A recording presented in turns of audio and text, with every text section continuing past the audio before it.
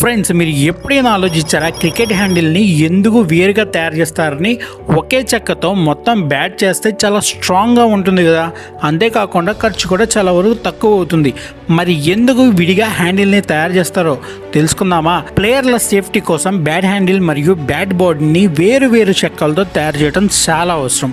ఎందుకంటే 100 కిలోమీటర్ల స్పీడ్తో వచ్చే బాల్ కనుక ఒకే చెక్కతో చేసిన బ్యాట్ని కనుక తాకిందనుకోండి, ఆ బ్యాట్ వెంటనే విరిగిపోయే అవకాశాలు చాలా ఎక్కువ ఉన్నాయి. అంతేకాదు, ఆ బంతి ఇంపాక్ట్ మొత్తం నేరుగా ప్లేయర్ల చేతుల వరకు వెళ్తుంది.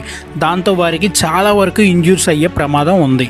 అందుకే బ్యాట్ బాడీని వేరుగా, బ్యాట్ హ్యాండిల్ని వేరుగా తయారు చేస్తారు.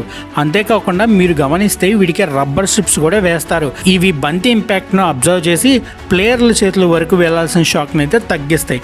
అందుకే బ్యాట్ హ్యాండిల్ని వేరుగా తయారు చేస్తారు. ఈ వీడియో కనుక మీకు ఇన్ఫర్మేటివ్ అనిపిస్తే లైక్ చేయండి. మరిన్ని వీడియోస్ కోసం మన ఛానల్ని ఫాలో లేదా సబ్స్క్రైబ్ అయితే చేసుకోండి.